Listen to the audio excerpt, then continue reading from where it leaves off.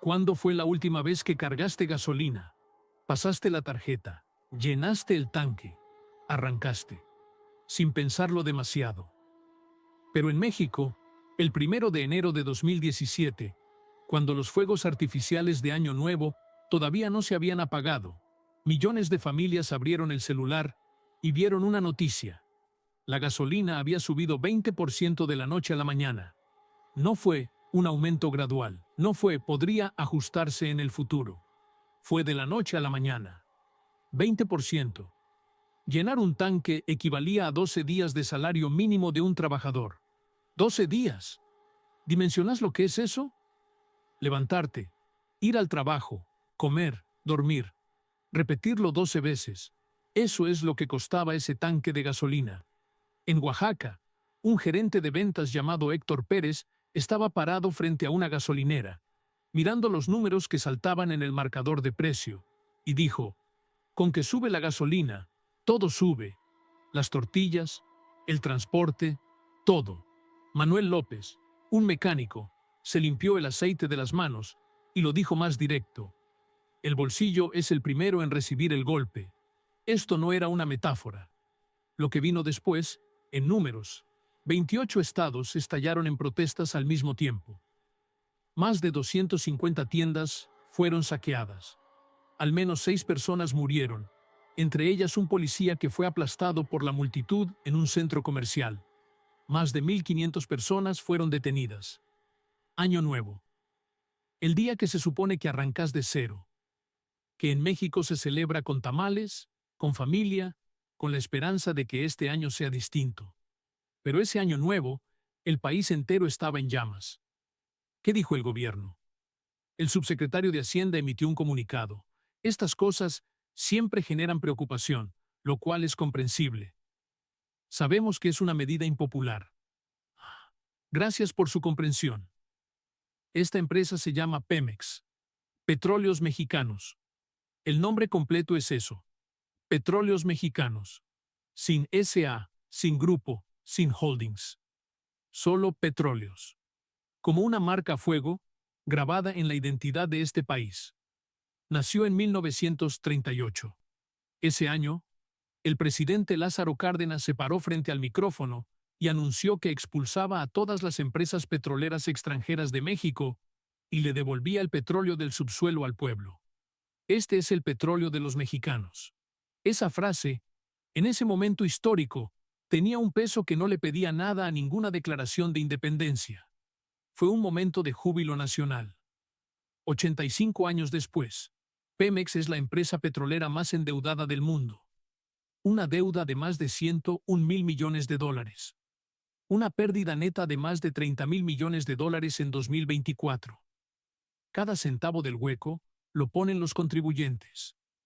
Vos pasaste la tarjeta, llenaste el tanque, arrancaste, sin pensarlo demasiado. Pero al otro lado del planeta, hay alguien calculando si ese tanque vale 12 días de su sueldo.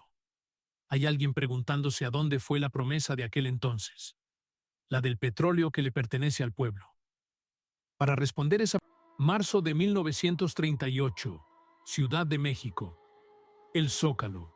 Una mujer parada entre la multitud se quita despacio los aretes. No son caros. Se los dio su marido el día de la boda, de plata. Pero al sol todavía destellan. Los deposita en una caja de madera y baja la cabeza y sigue caminando. A su lado, un anciano saca un anillo del bolsillo. Su argolla de bodas. Se detiene un segundo y lo suelta adentro. Y un niño con una alcancía en los brazos que va sacando las monedas de cobre una por una, contándolas con mucha seriedad, como si estuviera cumpliendo algo solemne. Ese día 200.000 personas se desbordaron sobre el Zócalo. No venían a celebrar, venían a pagar una deuda. 5 días antes, el presidente había firmado un decreto. El país entero le debía una indemnización enorme a las compañías petroleras británicas y estadounidenses que acababan de ser expulsadas del territorio. Nadie les había exigido venir a la gente común, pero vinieron. La mujer se quitó los aretes. El anciano sacó la argolla. Los campesinos trajeron gallinas y cerdos. Los niños abrieron sus alcancías. Este país estaba haciendo una colecta para financiar un sueño. Y ese sueño se llamaba Petróleos Mexicanos. Ahora avancemos rápido hasta 2023. La misma empresa. Otros números. Pérdida neta anual, 30.000 millones de dólares. ¿Quién paga la cuenta? Regresemos a 1938, a la noche en que todo comenzó.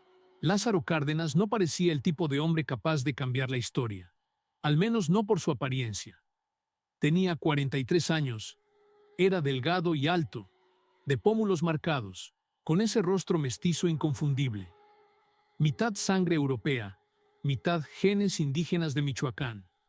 Hablaba sin prisa, con voz grave, sin nada del fuego demagógico de los políticos que incendian multitudes.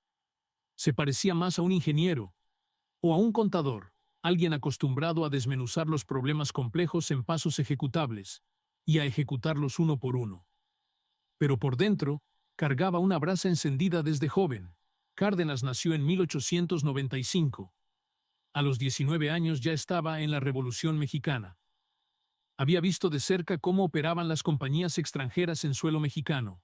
Los trabajadores mexicanos hacían el trabajo más pesado, cobraban los sueldos más bajos, comían la peor comida, vivían en las peores casas. Mientras que los administradores llegados de Estados Unidos y Gran Bretaña habitaban colonias con albercas, burbujas de privilegio completamente aisladas del mundo de afuera, una misma tierra. Dos reglas completamente distintas.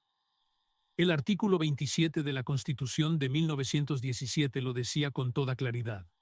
Todos los recursos minerales del subsuelo en territorio mexicano pertenecen a la nación. Pero una cosa es escribirlo en la Constitución, y otra muy distinta hacerlo cumplir. Las compañías petroleras extranjeras habían adquirido derechos sobre la tierra antes de 1917 y usaban toda clase de recursos legales para resistir, dilatar y presionar, como una garrapata gigante pegada en las entrañas de México. Arrancarla tenía un precio. En 1936, los trabajadores petroleros mexicanos lograron por fin organizarse en un sindicato nacional, declararon la huelga y exigieron mejores salarios y condiciones laborales. Cárdenas ordenó que una comisión investigadora interviniera. Los resultados fueron humillantes.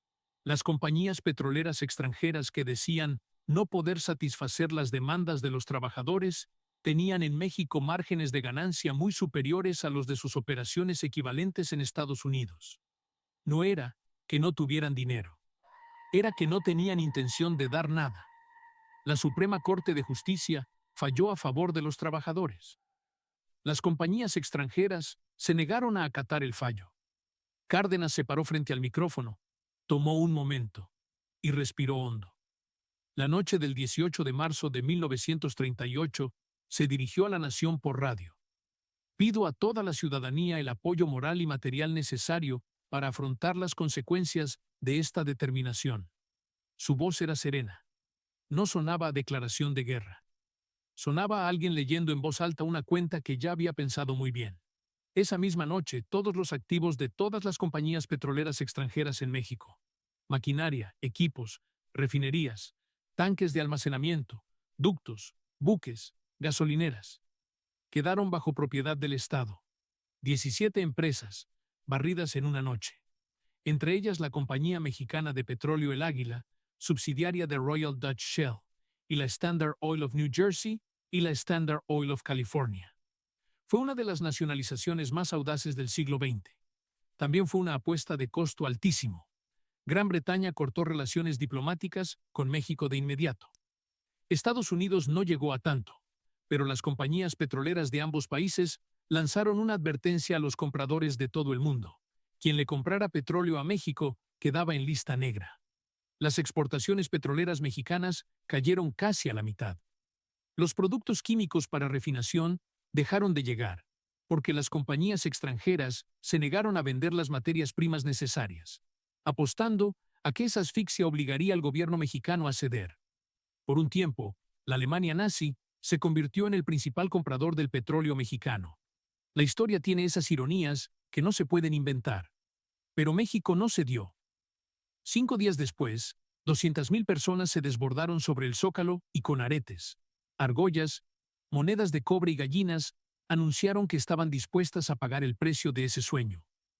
El 7 de junio de 1938, por decreto presidencial, se constituyó formalmente Petróleos Mexicanos, la primera empresa petrolera nacional del mundo, creada mediante disposición constitucional. Durante los 12 años siguientes, el gobierno mexicano pagó las indemnizaciones a las compañías anglo-estadounidenses expulsadas, un total aproximado de $350 millones. La parte correspondiente a las compañías estadounidenses se negoció en 1942, unos $29 millones. La deuda con Shell no se cerró hasta 1947, $130 millones. El último pago no llegó sino hasta 1950, 12 años enteros. ¿Alguien hizo la cuenta de las mujeres que se quitaron los aretes en el Zócalo? La historia no guardó sus nombres, solo guardó su ofrenda. Si esos aretes llegaron de verdad a las arcas del Estado, si de verdad entraron en ese cálculo de $350 millones, nadie lo sabe. Pero ellas estuvieron ahí, y ese solo hecho ya dice algo que los números no alcanzan a medir. Este país creía que estaba haciendo lo correcto. Décadas después, la promesa se cumplió en parte, pero de una manera que nadie había imaginado. Petróleos Mexicanos se convirtió en la arteria económica más vital del país. En los años 70, enormes yacimientos fueron descubiertos uno tras otro en Tabasco, Chiapas y la bahía de Campeche. De 1976 a 1982, la producción de crudo mexicano se triplicó.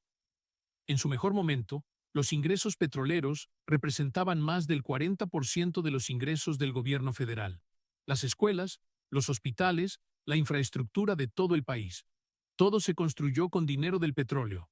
Pero ahí estaba exactamente el problema.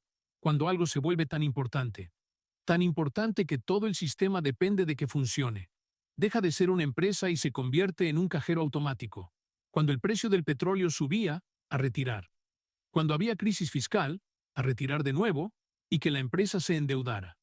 Nadie pensó en serio en hacer que Pemex ganara dinero, porque retirar era más cómodo, más directo, más tentador. Las ganancias de la empresa se gastaban antes de llegar. Las inversiones que necesitaba se postergaban sin parar. La deuda se acumulaba año tras año. Y los que operaban ese cajero automático descubrieron, con el tiempo, que pararse junto a él tanto rato siempre traía oportunidades de llenarse los bolsillos. Décadas más tarde, un hombre llamado Carlos Romero Deschamps se convirtió en líder del sindicato de Pemex durante 26 años. La misión del sindicato, en teoría, era defender los derechos de los trabajadores, igual que aquellos trabajadores que fueron a la huelga en 1936. Pero este dirigente usó los fondos de pensiones y los fondos de prestaciones de los trabajadores para comprarle a su hijo un Ferrari valuado en $2 millones. Los descendientes de aquellos niños que contaban sus monedas de cobre en el Zócalo, con sus cuotas de pensión, financiaron un Ferrari. En 1938, Cárdenas dijo, el petróleo es nuestro.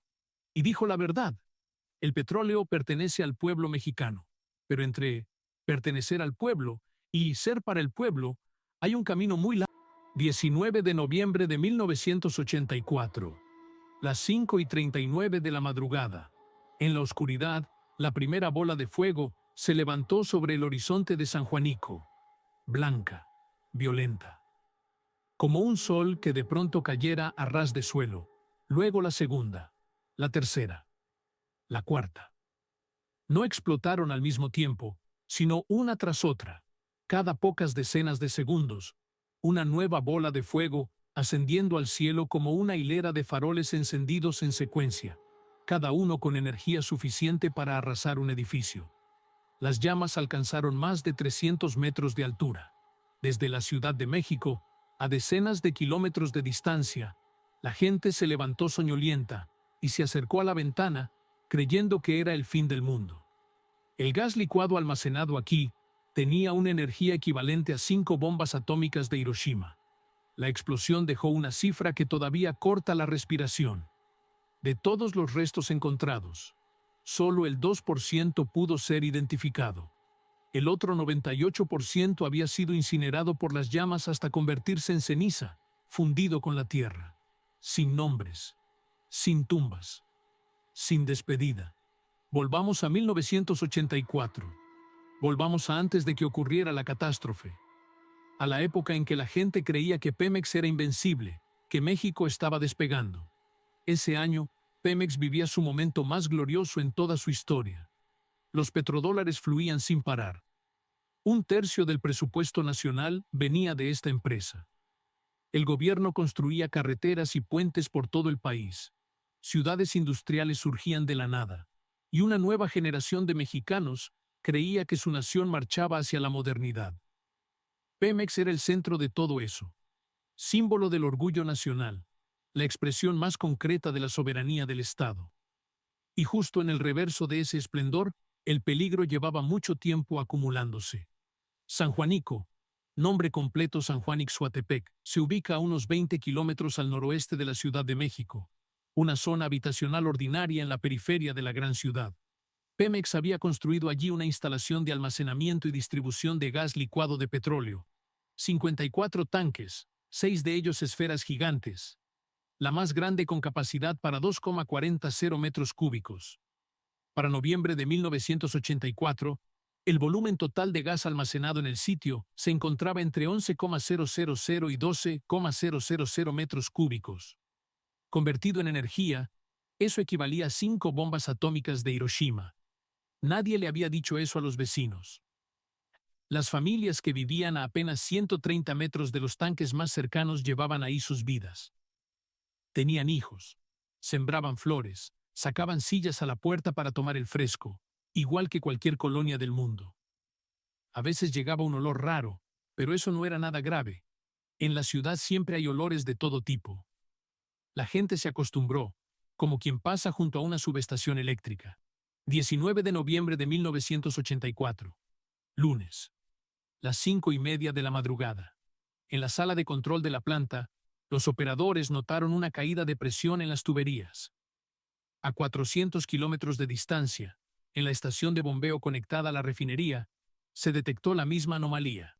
Una tubería de 8 pulgadas que corría entre las esferas y los tanques cilíndricos se había fracturado, y grandes cantidades de gas licuado comenzaron a fugarse. Este gas es más pesado que el aire. No sube. Se arrastra por el suelo. Se dispersa en silencio hacia todos lados, se cuela entre las calles, penetra en los patios. Se filtra por cada rendija de las casas donde la gente todavía duerme. En los 5 a 10 minutos siguientes, una nube de gas de aproximadamente 200 metros de largo, 150 metros de ancho y 2 metros de altura tomó forma en la oscuridad, sin que nadie la viera. A las 5:39, la nube llegó al borde de un foso de quema de gases dentro de la planta. En el instante en que tocó la fuente de calor, detonó en un destello. La onda de choque fue registrada por los sismógrafos de la UNAM, a 32 kilómetros de distancia, con una intensidad de 0 y 5 grados. 90 segundos después, el primer tanque sufrió una explosión leve. Luego el segundo, el tercero. Durante la hora y 20 minutos siguientes, los tanques estallaron uno tras otro. Los fragmentos salieron disparados. Los pedazos más pesados de los restos llegaron a pesar 30 toneladas y cayeron a más de 1,20 metros del epicentro. La radiación térmica de las explosiones superó el umbral del dolor humano en un radio de casi 2 kilómetros. El incendio no fue extinguido hasta las 11 de la noche de ese mismo día, cuando se apagaron las llamas del último tanque esférico. 17 horas enteras. El número oficial de muertos, entre 500 y 600 personas. Las estimaciones no oficiales, más de 2,000. Heridos con quemaduras graves, entre 5,000 y 7,000. Vecinos evacuados de emergencia, 200,000 personas. Personas que perdieron su hogar, hasta 60,000. Alrededor de 150 viviendas cercanas quedaron completamente destruidas. Cientos más resultaron dañadas. Pero la cifra más cruel seguía siendo aquella, el 2%. De todos los restos encontrados, solo el 2% pudo ser identificado. El otro 98% ya no era restos. El fuego a esa temperatura incinera el cuerpo humano hasta convertirlo en ceniza, mezclada con los escombros, con la tierra, con el suelo ennegrecido. Sin manera de identificar, sin manera de separar, sin nombre que corresponda, sin familia a quien avisar. Las personas que murieron en esas explosiones, en su gran mayoría, nunca tuvieron una tumba con nombre. Así desaparecieron, no mediante la muerte, sino mediante el borrado. Eso, 40 años después del accidente, todavía deja a la gente sin palabras. Pemex activó su gestión de crisis en el menor tiempo posible. El comunicado oficial atribuyó la responsabilidad a una falla técnica y al envejecimiento del equipo. Dos frases que suenan graves pero no señalan a nadie. El procurador general emitió una declaración a finales de diciembre de 1984 atribuyendo el accidente a la fractura de la tubería y dictaminó que Pemex asumiría la responsabilidad de las indemnizaciones. Sin embargo, ningún directivo fue sentenciado a prisión. Ningún alto funcionario enfrentó responsabilidad penal. Las indemnizaciones se pagaron, los expedientes se archivaron y, así, se pasó la página. Pero había cosas que los comunicados oficiales nunca mencionaron. Años antes de la tragedia de San Juanico, ingenieros dentro de Pemex habían presentado informes en múltiples ocasiones. Esos informes señalaban que la instalación de almacenamiento de San Juanico tenía graves problemas de seguridad. Los tanques estaban demasiado cerca de las zonas habitacionales. Las condiciones de mantenimiento eran deficientes, y en caso de una fuga, las consecuencias serían incontrolables. Los informes recomendaban dos opciones: reubicar las instalaciones o emprender una modernización total del sistema. Esos informes se hundieron sin dejar rastro. Los ingenieros que los firmaron nunca hablaron públicamente del asunto. Los que se quedaron siguieron trabajando en Pemex, observando en silencio los comunicados de la empresa, terminando sus carreras en silencio. Los que se fueron también eligieron el silencio. Un exingeniero de Pemex, que pidió no ser identificado, entrevistado por un periodista varios años después del accidente, dijo solo una cosa: sabíamos que había un problema ahí, pero nadie quería escuchar. Nadie quería escuchar. Esas 4 palabras pesan más que la explosión misma. Si alguien hubiera querido escuchar, esos informes no habrían desaparecido en un cajón. Si alguien hubiera querido escuchar, entre los tanques y las casas no habría habido solo 130 metros. Si alguien hubiera querido escuchar, los 200,000 vecinos evacuados no habrían tenido que huir en pánico de madrugada.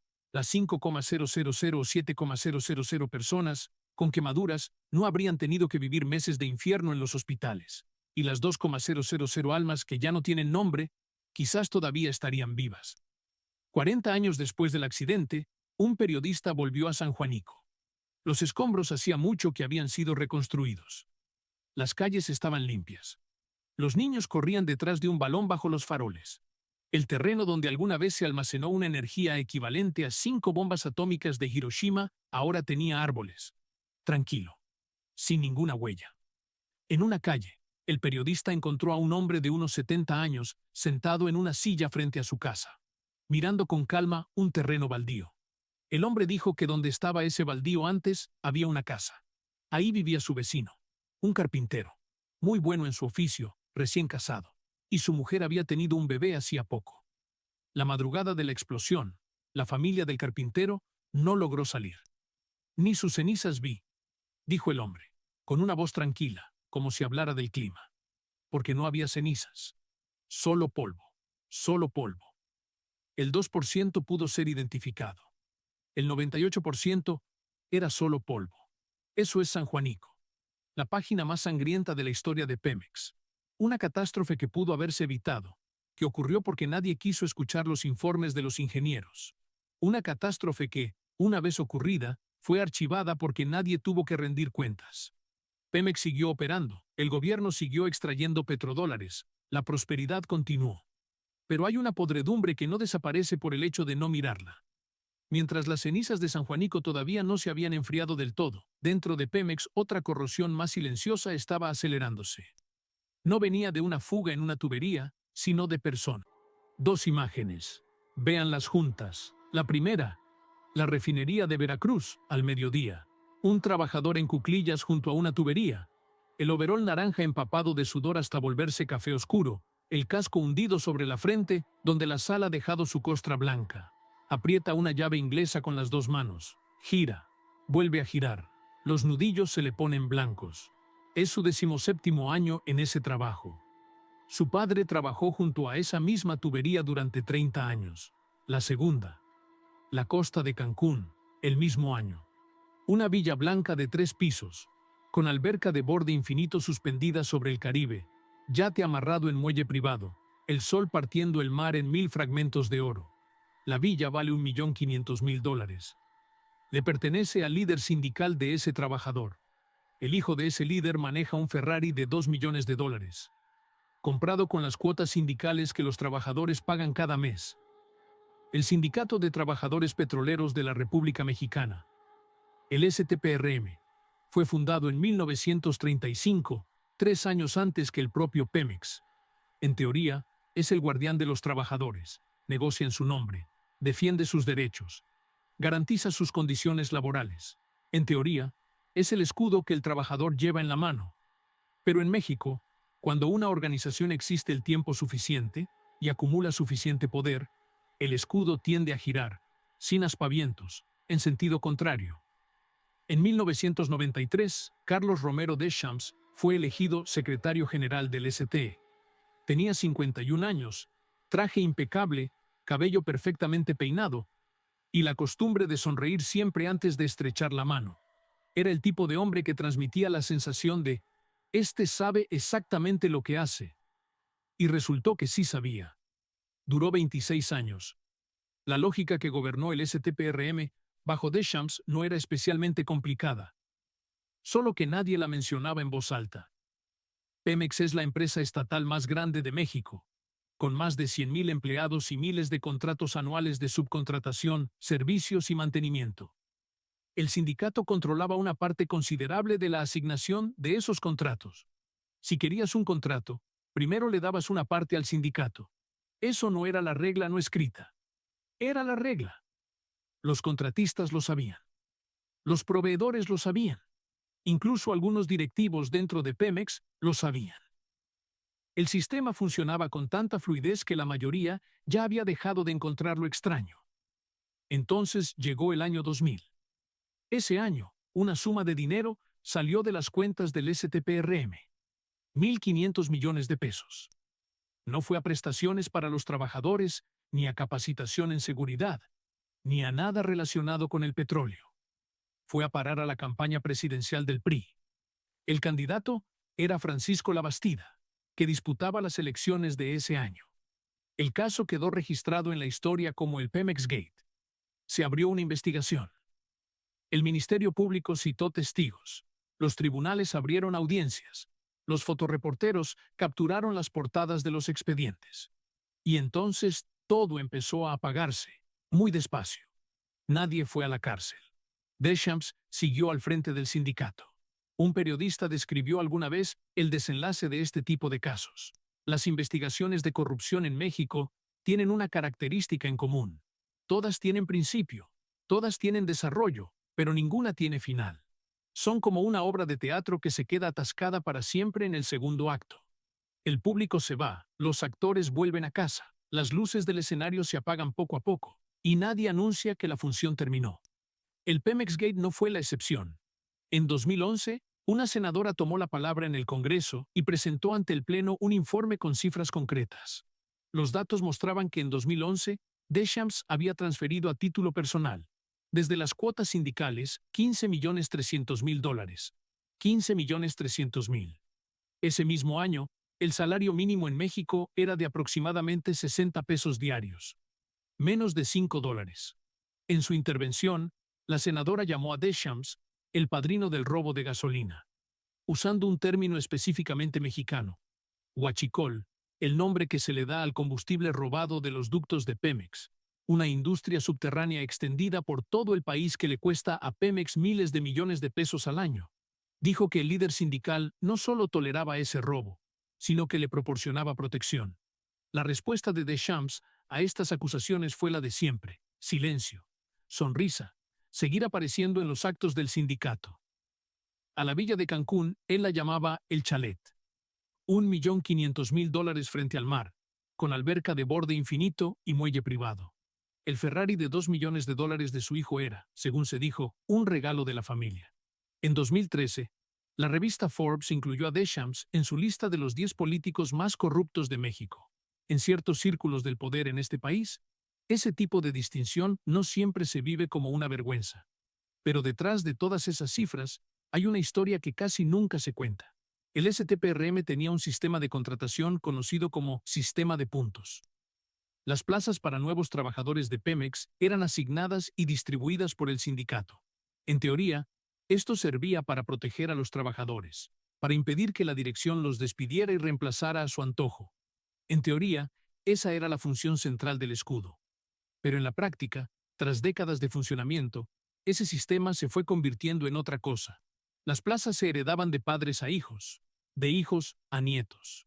No porque el hijo fuera el más capacitado para el puesto, sino porque el sindicato decía que esa plaza le pertenecía a esa familia.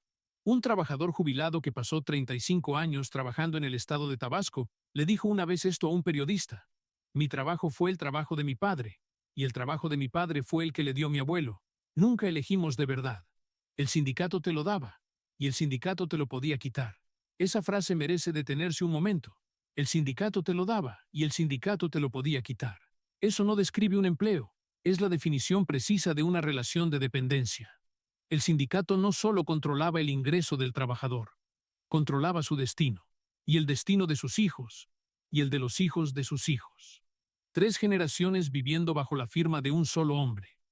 El Sindicato de Trabajadores Petroleros de la República Mexicana. Revolucionario, dice su nombre oficial. La palabra está ahí, escrita para siempre. En 2019, Andrés Manuel López Obrador asumió la presidencia de México con la promesa central de combatir la corrupción. En octubre de ese año, Carlos Romero Deschamps renunció a la Secretaría General del STPRM. Su declaración de renuncia fue redactada con corrección, en tono sereno, sin reconocer error alguno. La investigación de la Fiscalía sobre los cargos de corrupción en su contra continuaba en curso. Luego vino aquella entrevista. Poco después de renunciar, un periodista lo alcanzó frente a una cámara y le preguntó: después de 26 años al frente del sindicato, ¿qué balance hacía de su gestión? Deschamps esbozó una leve sonrisa. La sonrisa de quien ha vivido tanto tiempo cerca del poder que ya no sabe lo que es el apuro. Dijo: me dediqué en cuerpo y alma a los trabajadores. La cámara no cortó esa sonrisa. Hasta la fecha, Carlos Romero Deschamps no ha sido condenado por ningún cargo de corrupción. En octubre de 2023 murió en la Ciudad de México. Tenía 80 años. Los principales periódicos mexicanos publicaron su obituario. Varios lo describieron como un líder sindical controvertido. Casi ninguno lo llamó ladrón. Los obituarios, a veces, dicen más sobre lo que una sociedad está dispuesta a recordar y a olvidar que cualquier sentencia judicial. El Pemex Gate ocurrió en el año 2000. Las cifras del robo de cuotas sindicales se hicieron públicas en 2011. La villa de Cancún y el Ferrari se mencionaron en una sesión del Congreso, luego en notas periodísticas, luego cayeron en el olvido, luego volvieron a mencionarse, luego volvieron al olvido. Ese ciclo, en Pemex, no es ninguna rareza, porque la corrupción aquí nunca ha sido el problema de una sola persona. Es el modo de operación de un sistema entero. Deschamps fue uno de sus personajes más visibles, pero no fue el primero, ni sería el último. En su época, la corrupción operaba principalmente a nivel sindical. Asignación de contratos, desvío de fondos, huachicol, plazas laborales controladas de generación en generación. Un primer plano de un expediente. En la portada 2 palabras: testimonio, confidencial. Los números comienzan a aparecer, línea por línea, como una factura, como una sentencia. $13.800.000. $4 millones. 3. Este último número es el de 3 expresidentes, cuyos nombres quedaron escritos en el mismo documento. Ese documento tiene 63 páginas. Esto no es un escándalo de corrupción, es una cadena de montaje. 2012. Enrique Peña Nieto gana las elecciones presidenciales de México. Es joven, tiene buena imagen. Los medios lo llaman el hombre que va a cambiar México. Entre los primeros nombramientos de su gobierno figura un nombre: Emilio Lozoya Austin, designado director general de Pemex. Lozoya tenía menos de 40 años. Título del Harvard Kennedy School, investigación doctoral en la Universidad Libre de Berlín, inglés, español y alemán fluidos. Y uno de esos trajes que solo saben llevar los miembros de la élite más selecta. Forbes y los medios económicos lo citaban una y otra vez: reformista, impulsor de la modernización. En su discurso de toma de posesión, anunció 3 ejes: llevar a Pemex hacia la modernización, la apertura al mercado y la transparencia. Esas tres palabras se convirtieron, con el tiempo, en el chiste más negro de toda esta historia.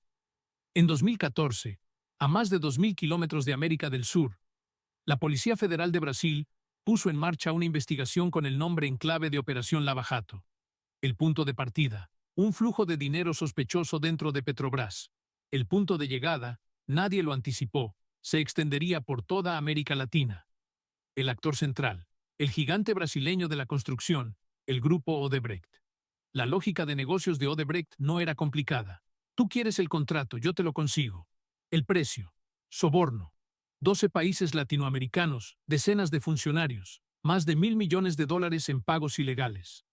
Odebrecht acabó declarándose culpable ante la justicia estadounidense y fue multado con $2.600 millones, convirtiéndose en uno de los casos anticorrupción de mayor escala en la historia judicial de Estados Unidos. México, claro, no iba a ser la excepción. Los investigadores siguieron el rastro del dinero y, dentro de las fronteras mexicanas, encontraron un nombre: Emilio Lozoya Austin.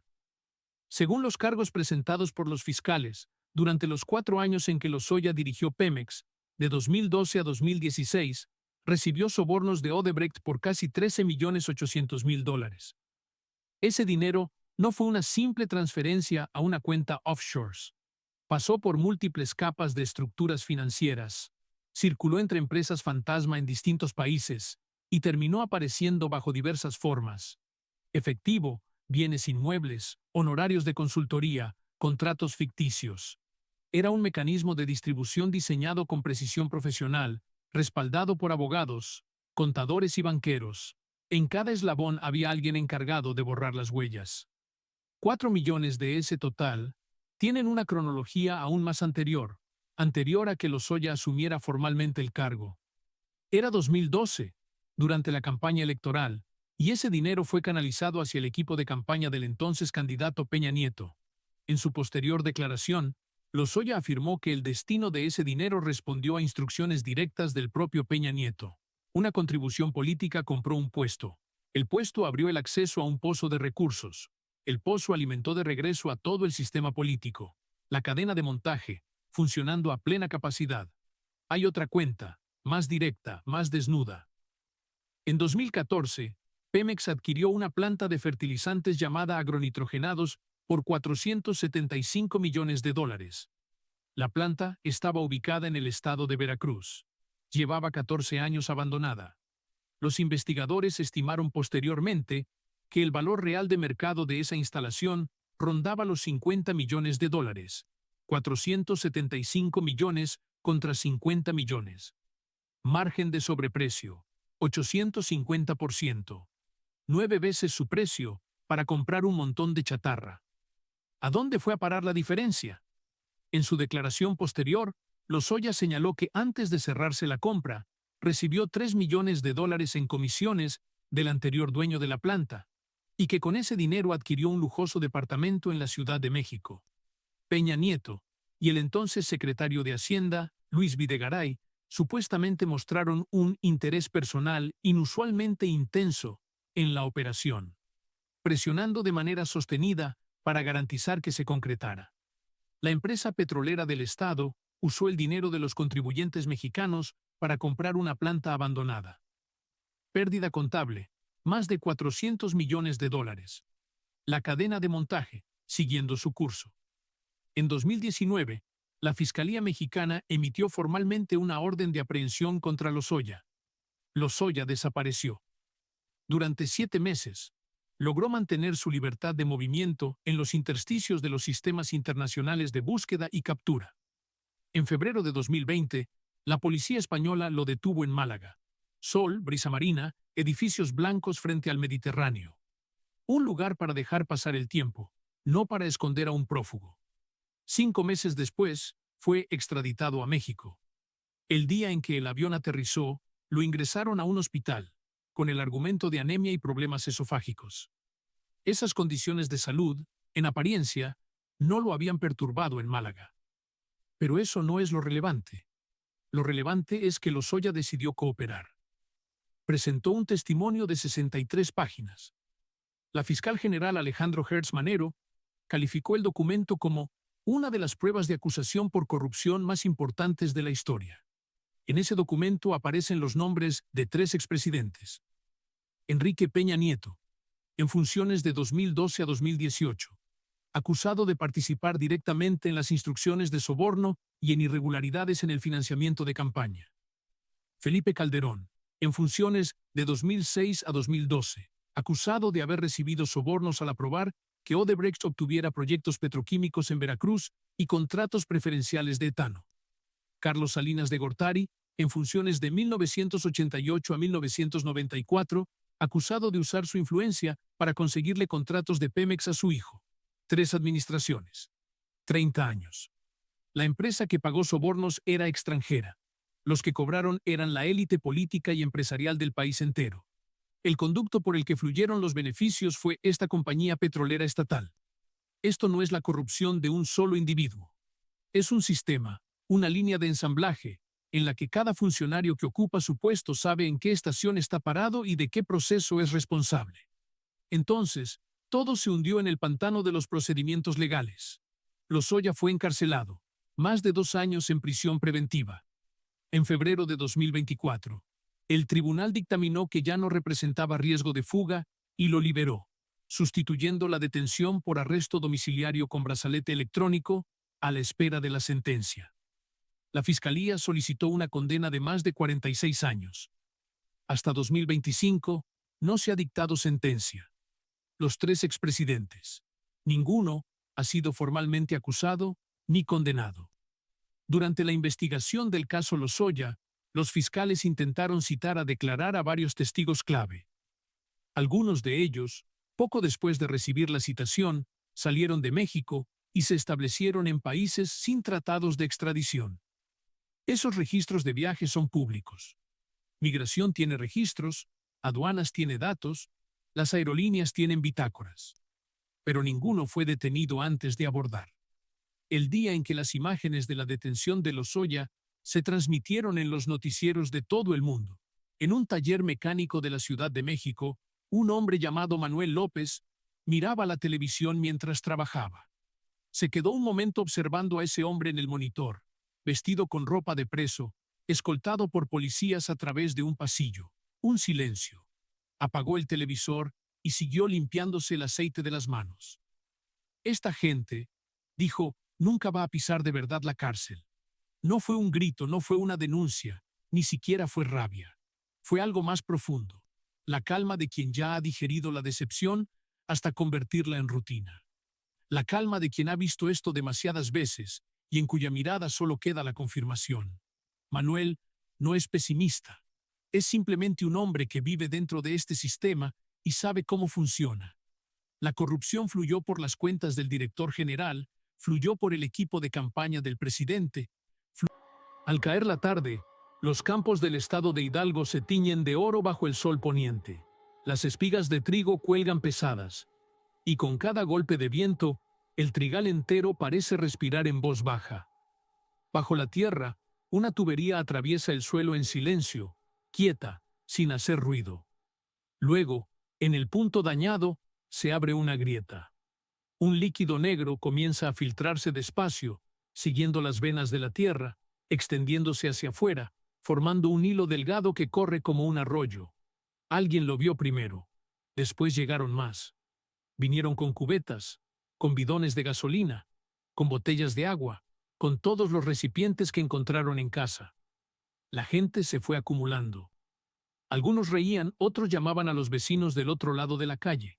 Algunos cargaban a sus hijos en brazos, parados junto a ese hilo negro que corría por el suelo, como si asistieran a una fiesta que había caído del cielo sin avisar. 18 de enero de 2019. Las 7:10 de la tarde. Y entonces, todo desapareció en la oscuridad. Un segundo después, solo quedaba una línea.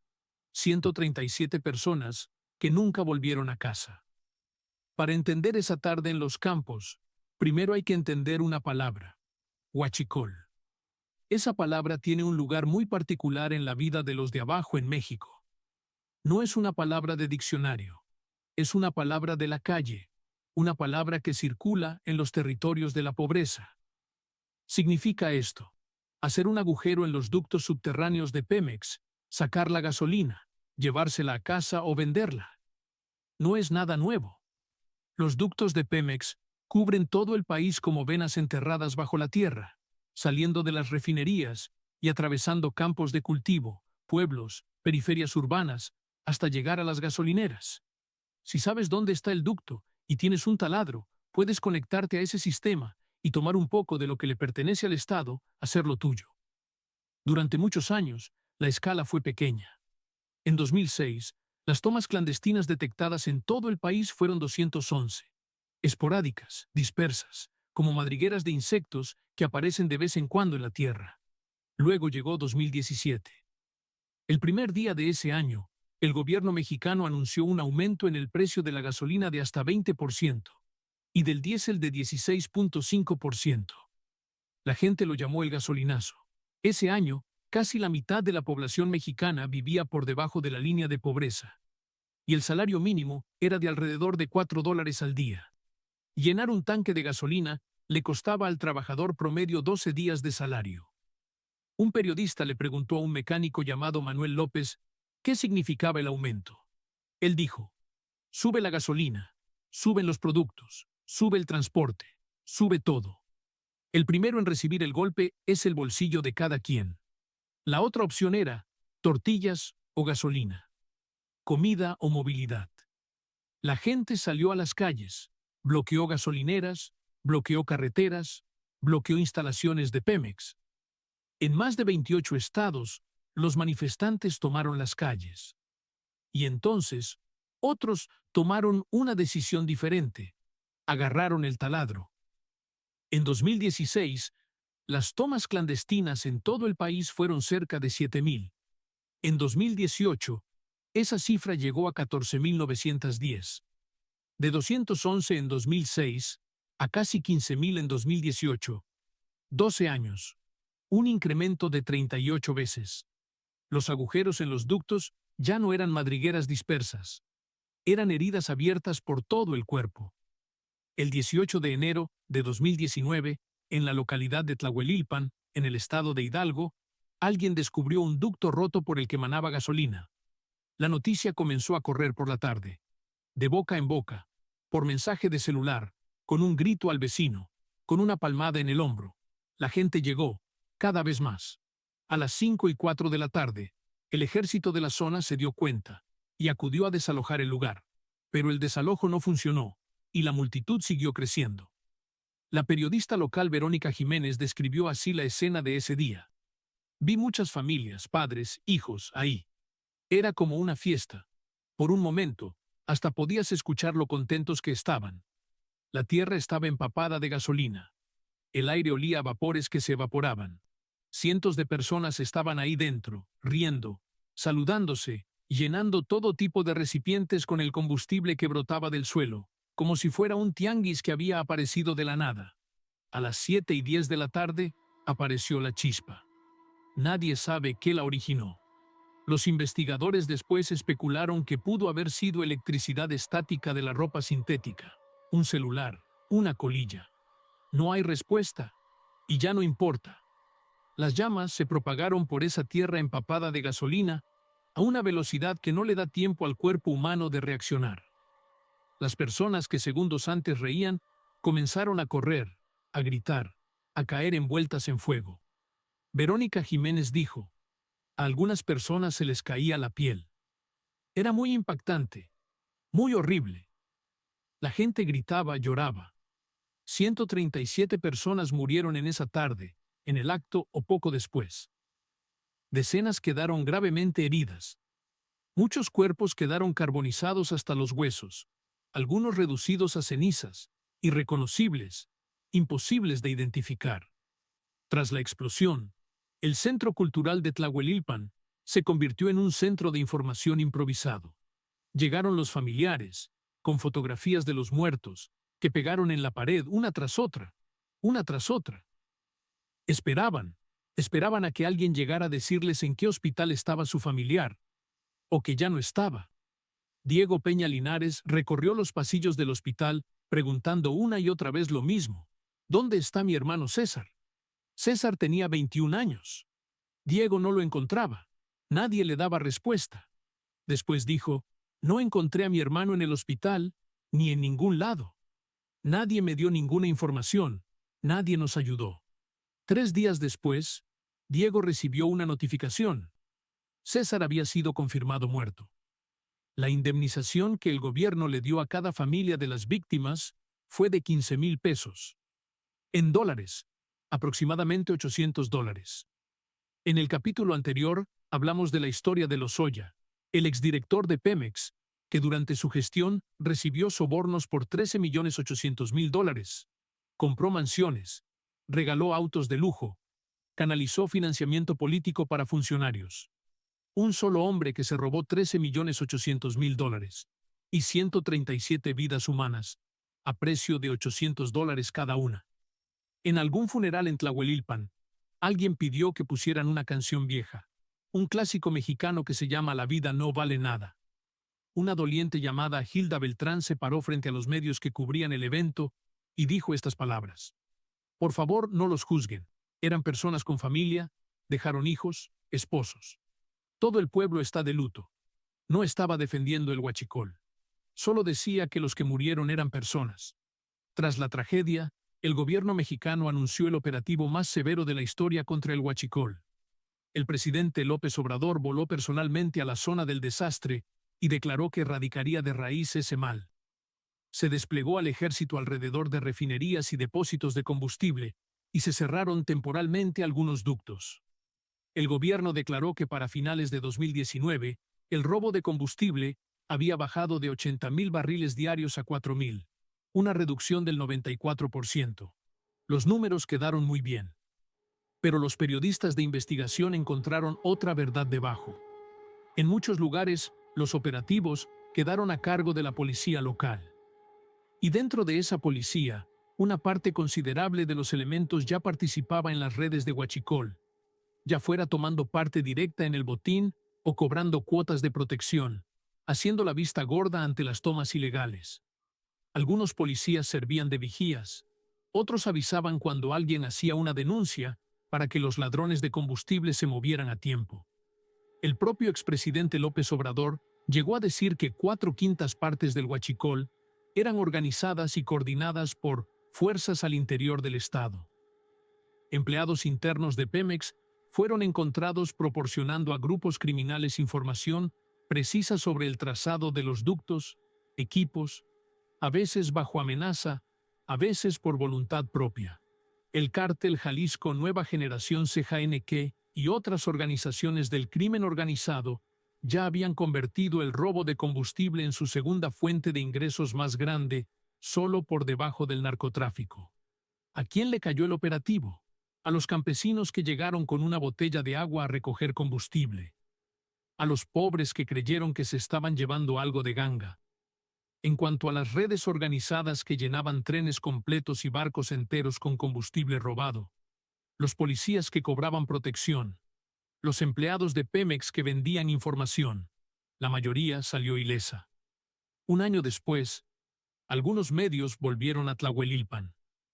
Los campos habían recobrado la calma. La tierra tenía nuevos cultivos, verdes, parejos, como si esa tarde nunca hubiera existido. Un sobreviviente estaba parado en el lugar donde ocurrió el accidente. En sus brazos había grandes cicatrices, la marca que dejaron las llamas, que nunca desaparecería. Estuvo en silencio mucho tiempo, parado ahí, mirando el campo, mirando esos cultivos que habían vuelto a crecer. Entonces habló. Ese día mucha gente era la primera vez que robaba. Solo querían que la vida en casa fuera un poco mejor. Solo eso. Sin acusaciones, sin rabia, sin siquiera un tono de tristeza. Solo una afirmación serena, pesada, como una piedra que te pusieran encima del pecho. Los de abajo pagaron con sus vidas. Llegaron con botellas de agua a recoger. 2 de julio de 2021, al amanecer, Bahía de Campeche, Golfo de México. El mar, una extensión de azul perfecto. La luz del sol quemaba la superficie en fragmentos de oro que subían y bajaban con las olas. Sin advertencia, sin explosión, sin ningún sonido violento. Solo en un instante silencioso, en el centro del mar, apareció un anillo de llamas color naranja. No eran las llamas de una explosión, eran las llamas de una combustión. Estables, continuas, como un ojo enorme que se abriera sobre la superficie del océano, con un diámetro de unos 500 metros. Entre el naranja y el azul no había transición, solo una línea desnuda, tajante, que los separaba. Por primera vez en la historia, el mundo vio esa imagen. El océano estaba ardiendo. Los medios de todo el mundo lo llamaron Ojo de Fuego. Ese ojo ardió durante más de 5 horas. Una válvula de un gasoducto submarino de Pemex falló, y una gran cantidad de gas natural brotó desde el fondo del mar, ascendió a la superficie, encontró una fuente de ignición y comenzó a arder. Pemex lo sofocó finalmente con nitrógeno y apagó las llamas. En términos técnicos, fue un accidente atendido con éxito, pero hay cosas que el nitrógeno no puede apagar. Los ductos submarinos del Golfo de México fueron construidos hace varias décadas. Esas tuberías, esas válvulas, esas uniones llevan mucho tiempo envejeciendo. Mantenerlas cuesta dinero. Pero el dinero de Pemex tiene destinos más importantes. La deuda de esta empresa alcanzó los 132,30 millones de dólares en 2018. La empresa petrolera más endeudada del mundo. No una de las más endeudadas, la primera. Desde entonces, el gobierno comenzó a inyectarle capital, a reducirle impuestos, a ejecutar una ronda tras otra de reestructuración de deuda. Los números fueron bajando. Los 132,300 millones de 2018 se redujeron a 99,400 millones en 2024 y a 84,500 millones en 2025. Todo indicaba una mejora. Pero había otro conjunto de cifras que no aparecía en ningún titular. La deuda con proveedores. Pemex le debía pagos a cientos de empresas que le prestan servicios de perforación, mantenimiento e ingeniería. Entre marzo de 2023 y marzo de 2024, esa deuda creció un 46,7%, hasta alcanzar los 21,800 millones de dólares. La deuda ante los acreedores parecía reducirse, pero parte de esa reducción venía de dejar de pagarle a otros. Pemex cambió números en el papel, postergando los pagos a sus proveedores. Algunos de esos proveedores esperaron 2 años, otros 3. Algunos ya no pudieron seguir esperando. Cientos de empresas de servicios cerraron. Sus trabajadores quedaron sin empleo, sus familias en la ruina. Nadie incluyó esas cuentas en los estados de deuda de Pemex. En 2024, la pérdida neta de Pemex superó los 30,000 millones de dólares. Mayo de 2025. Oslo. El Fondo de Pensiones del Gobierno de Noruega administra activos por valor de 18 billones de dólares y posee aproximadamente el 1,5% de las acciones de las empresas cotizadas en el mundo.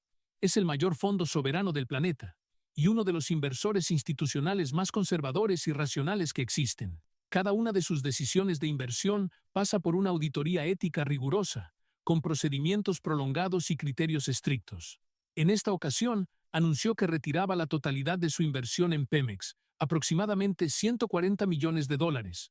El motivo quedó escrito en el informe, en 8 palabras: riesgo de corrupción grave y sin resolver. Esa conclusión no se tomó de la noche a la mañana. El Comité Interno de Ética del Fondo Noruego había realizado una auditoría de cumplimiento sobre Pemex durante varios años. A lo largo de ese proceso, el comité presentó a Pemex propuestas de mejora concretas en múltiples ocasiones, fijó plazos para las correcciones y esperó respuestas. La respuesta de Pemex, promesas de reforma, presentación de informes, y después, nada cambió. En el informe final del comité hay una frase que los medios nunca citaron ampliamente. Dice así: consideramos que la empresa carece de voluntad para cambiar su situación actual y no de capacidad. No de capacidad, de voluntad, de entre todas las acusaciones que pesan sobre Pemex. Sobornos, fraudes, daño ambiental, explosiones en ductos, muertes de trabajadores. Este es quizás el veredicto más demoledor, porque no dice que la empresa hizo algo mal, sino que esta empresa sabe dónde está el error, sabe cómo corregirlo, y eligió no corregirlo. Eso no es incompetencia, es una decisión. 140 millones de dólares. Para el fondo noruego de 18 billones, es una cifra insignificante, pero la desinversión en sí es una declaración. El capital más prudente del mundo, con el lenguaje más escueto posible, dictó el veredicto final sobre la credibilidad de Pemex. De vuelta a Ciudad de México. En la primavera de 2025, Héctor Pérez estaba parado frente al contador de una gasolinera. Los números parpadeaban. Él miraba el precio de la gasolina sin decir nada. Pasó la tarjeta, tomó el recibo, lo dobló y se lo metió al bolsillo. Su coche seguía necesitando circular. Sus hijos seguían necesitando ir a la escuela. El precio de las tortillas seguía subiendo. Cada litro de gasolina era una fracción de su salario. Y esa fracción de su salario, a través de los impuestos, fluía hacia las arcas del Estado. Y desde allí, bajo la forma de subsidios, volvía a Pemex, para cubrir una pequeña parte de los intereses de esos 100,000 millones de deuda. En 2026, de cada 100 pesos del presupuesto de Pemex, 27 se destinaban únicamente al pago de intereses, la proporción más alta desde 1993. Ese dinero no repararía el gasoducto submarino roto, no compensaría a las 137 personas que murieron en Tlahuelilpan, no le devolvería a Diego a su hermano, no le permitiría a ningún trabajador de los proveedores de Pemex cobrar su aguinaldo a tiempo. Ese dinero solo servía para pagar las deudas acumuladas a lo largo de todos esos años. Las deudas fabricadas por la corrupción, por la ineficiencia, por el saqueo sistemático. Y quienes las pagaban eran Héctor, sus vecinos. Cada persona ordinaria que echaba gasolina en México. 18 de marzo de 1938. La Plaza de la Constitución, Ciudad de México. Cuando se corrió la voz de que el presidente Cárdenas anunciaba la nacionalización del petróleo, la gente se congregó espontáneamente en la plaza y entregó todo lo que llevaba consigo.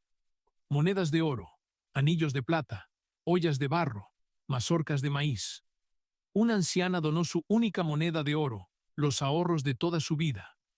El petróleo es del pueblo. Ese día, nadie dudó de esas palabras. 87 años después, aquella moneda de oro había pasado por incontables manos, atravesado incontables capas de burocracia, redes de corrupción e intercambios políticos, hasta llegar al escritorio de un gestor de fondos en Noruega, donde reposaba un informe de desinversión. En ese informe, aquellas 8 palabras, serenas, nítidas, inapelables: riesgo de corrupción, grave y sin resolver. La misma empresa, el mismo barril de petróleo, personas distintas se lo llevaron. Esta no es una historia de fracaso, es una historia de elecciones, de aquellos que tuvieron la capacidad de cambiar las cosas y eligieron no hacerlo, y de aquellos que nunca tuvieron la oportunidad de elegir. Solo podían pararse cada mañana frente al contador de una gasolinera, mirar ese número, pasar la tarjeta, tomar el recibo, doblarlo, guardárselo en el bolsillo y seguir caminando. La historia de Pemex es un espejo. En ese espejo no vemos solo a México. Vemos lo que ocurre cuando un país entrega el recurso más importante de su nación a una sola institución para que lo administre. Cuando esa institución queda atada al poder político. Cuando la corrupción es tolerada. La cámara vuelve a esa gasolinera. La misma fila de autos esperando. El mismo contador, un salto, otro salto, otro salto. Héctor sigue ahí, mirando los números que no paran de subir, con lo poco que le queda del sueldo de este mes apretado en la mano. Él no sabe lo de San Juanico. No sabe lo de Deschamps. No sabe lo de Lozoya. No sabe lo de Tlahuelilpan. No sabe nada del ojo de fuego que arde en el fondo del Golfo de México. Solo sabe que hoy, llenar el tanque le cuesta más que el mes pasado. Pemex sigue existiendo. Sigue siendo la empresa estatal más importante de México. Sigue perforando cada día hacia la oscuridad más profunda de la tierra, buscando el próximo barril que la mantenga viva. El gobierno sigue transfundiéndole sangre. Desde 2019, ha inyectado decenas de miles de millones de dólares. Ese dinero no cayó del cielo. Viene de los impuestos. De Héctor, de Manuel, de cada persona que espera frente a una gasolinera mirando el contador sin ver nada. Es decir, cada vez que pagas tus impuestos, una parte de ese dinero está fluyendo en silencio hacia ese agujero negro y desapareciendo. Las cenizas de San Juanico hace mucho que se las llevó el viento. Aquel incendio de 1984, más de 10.000 cuerpos que fueron recatalogados, solo el 2% identificables. El informe de advertencia que escribió un ingeniero durmió en un cajón quién sabe cuántos años. Y hasta hoy nadie ha rendido cuentas. Las cenizas se dispersaron, pero nadie se quemó las manos. En los campos de Tlahuelilpan, el trigo nuevo crece. 137 personas murieron en esa tierra, y la indemnización por cada vida fue de $800. Diego Peña Linares sigue esperando. Esperando a alguien, un funcionario, un juez, cualquier persona, que le diga, ¿a dónde fue tu hermano? ¿Y quién tiene que responder por eso? Los campos se pusieron verdes, luego amarillos, luego verdes otra vez. Nadie llegó. Y el nuevo director general de Pemex, hoy, está en una rueda de prensa. Está ahí parado, el traje impecable, con una pila de presentaciones cuidadosamente elaboradas a su lado. Usa un vocabulario nuevo: transparencia, eficiencia, reforma, futuro. Muestra datos nuevos, dibuja visiones nuevas, promete que esta vez, de verdad, va a ser diferente. Esas palabras ya las escuchaste en 1938. Cárdenas estaba frente al micrófono, la voz llena de orgullo, diciendo que el petróleo de México por fin era del pueblo mexicano. Las escuchaste en 1984, justo después del incendio de San Juanico, cuando los voceros usaron el mismo tono para decir, estamos tomando medidas, la tragedia no se repetirá. Las escuchaste en 2000, en 2012, en cada arranque de reforma, en cada escándalo destapado, en la primera rueda de prensa de cada nuevo director general. Siempre esas mismas palabras. Son como un conjuro, repetido una y otra vez, nunca cumplido, pero cada vez que se pronuncia, suena igual de solemne, igual de sincero, igual de capaz de hacerte querer creer. Esta no es la historia de una empresa, es la historia de un mito. Un país que, en un momento dado, decidió creer en un mito, que el petróleo de aquí nos pertenece, que esta empresa es nuestro orgullo, que sus ganancias algún día volverán al pueblo. Ese mito fue hermoso, fue poderoso, ardió de verdad. Pero detrás de la luz de ese fuego, hubo quienes aprendieron a saquear en la oscuridad. Deschamps lo aprendió. Lozoya lo aprendió. Los que hasta hoy no tienen nombre, también lo aprendieron. En el próximo episodio, seguiremos una vena más profunda. ¿A dónde fue exactamente la riqueza que salió de Pemex? ¿Cómo circuló por las redes de la élite mexicana? Atravesando sindicatos, partidos políticos, cuentas bancarias transnacionales, hasta llegar al bolsillo de quién. No es un informe de auditoría, no es un paper académico, es un mapa de cómo se ven los capilares del poder cuando la riqueza pública empieza a fluir en privado. La cámara se detiene por última vez en el contador. Los números siguen saltando. Héctor saca la billetera, cuenta los billetes, paga y se va.